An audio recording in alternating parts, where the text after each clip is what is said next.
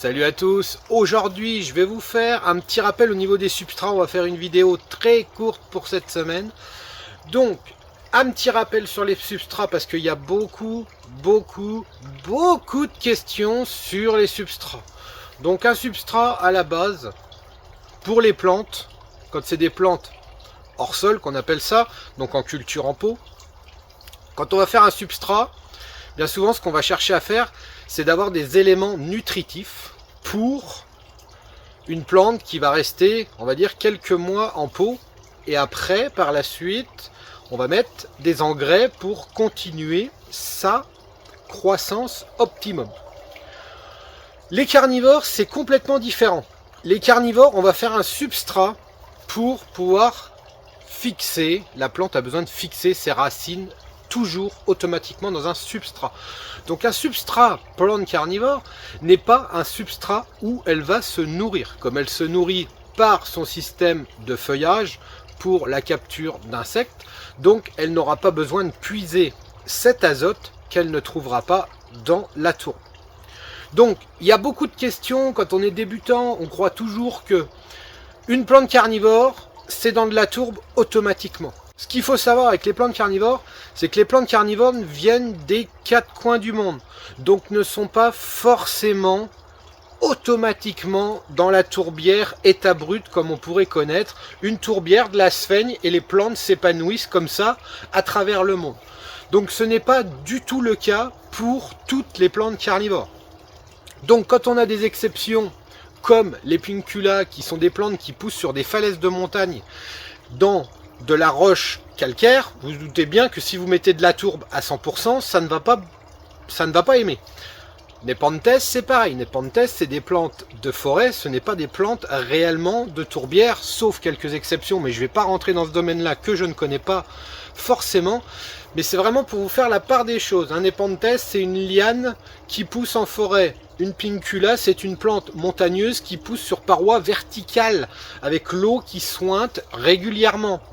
Les plantes qu'on va trouver réellement en tourbière, ce sont bien souvent les Sarracenia et les Drosera pour la plupart des choses.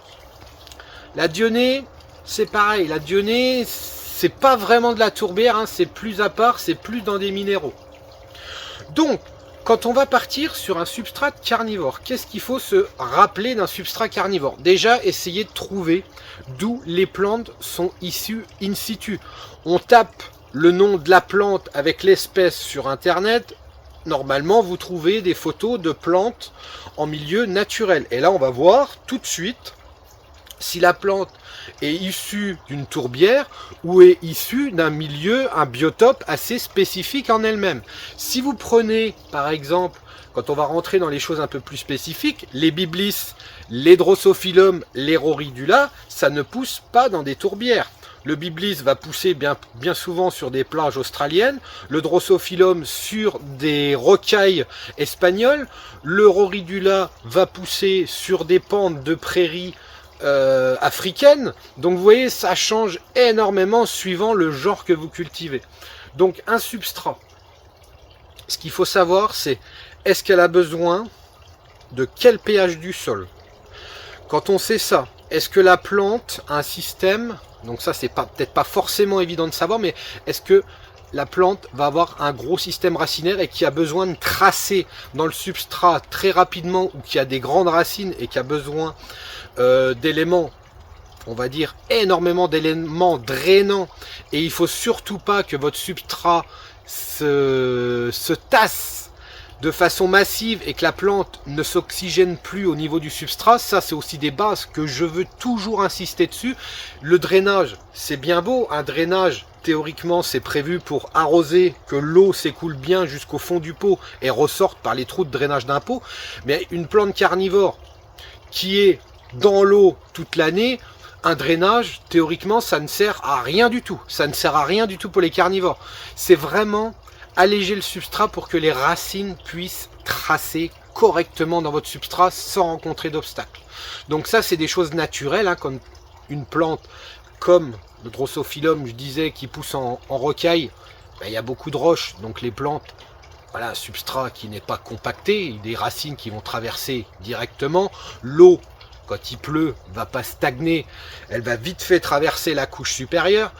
Donc voilà ce que je peux vous dire sur le substrat. On peut chercher sur internet régulièrement, on a différentes formules, il n'y a pas de recette miracle. C'est pas parce que on va vous dire le substrat là, c'est le substrat là, que l'autre qui va dire moi j'utilise ça, qu'on va pas l'écouter parce que ça marche pas. Du moment, on va dire, des proportions sont respectées de façon homogène, quand on vous dit 50% tourbe par exemple, les autres matériaux drainants à la rigueur, on s'en tape. Du moment que on va créer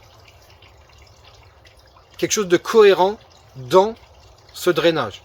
Si on utilise un drainage pour le système racinaire qui puisse tracer correctement, essayons d'utiliser différentes matières pour éviter que ça ne se colmate. Donc quand on utilise un substrat comme le céphalotus par exemple, moi j'aime bien, ou les Drosera pygmée, j'aime bien mettre sable, perlite, tourbe. Comme ça fait 3 éléments, ça évite de dire on va mettre 50% de tourbe, 50% de sable, parce que le fait que les deux éléments soient identiques, ça va colmater. Donc la perlite va pouvoir aérer, comme elle est beaucoup plus grossière que le sable. Quand on voit les substrats, qu'on vous parle de pourcentage et tout ça, faites bien le retour, ne faites pas des calculs scientifiques, ça ne sert à rien du tout. On va repartir sur des bases et repartir sur des parts. On va appeler ça des parts de substrat. Donc quand on va utiliser, comme je disais, par exemple céphalotus, on va être sur du 50% tourbe, 25% sable, 25% perlite. Qu'est-ce que moi je fais?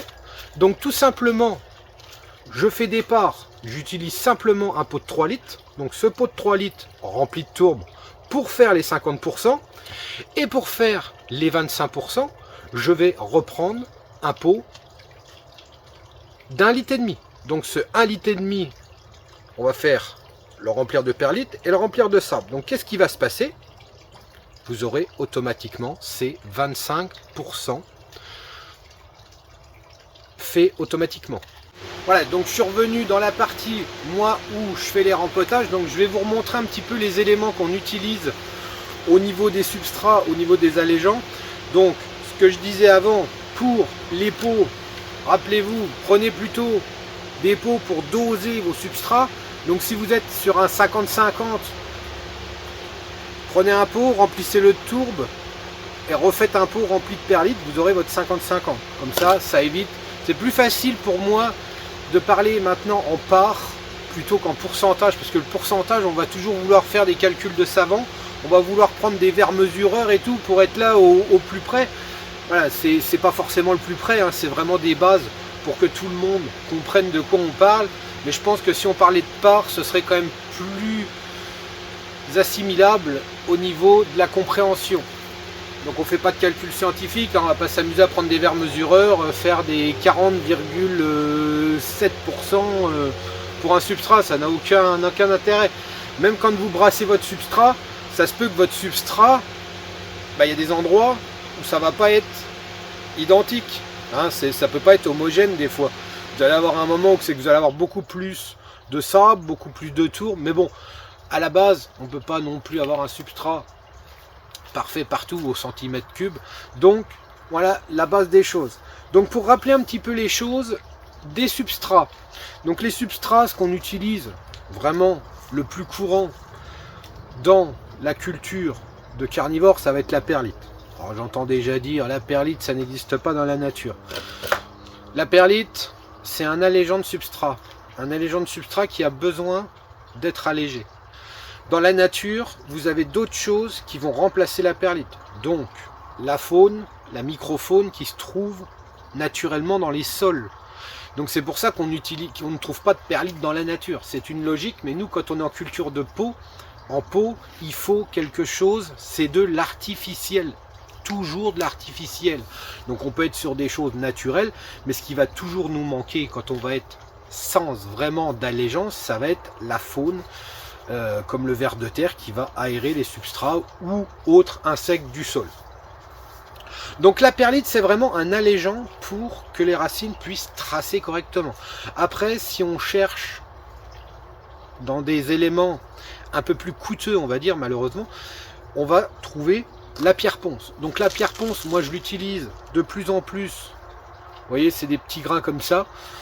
Moi j'utilise de plus en plus vraiment pour les substrats. Voilà, j'en mets un petit peu, voilà, pour la dionée, le céphalotus.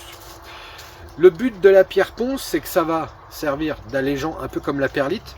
Mais ce qui est différent de la perlite, c'est son pouvoir absorbant. Donc c'est des pierres poreuses qui vont absorber l'eau, donc avoir une rétention d'eau beaucoup plus importante.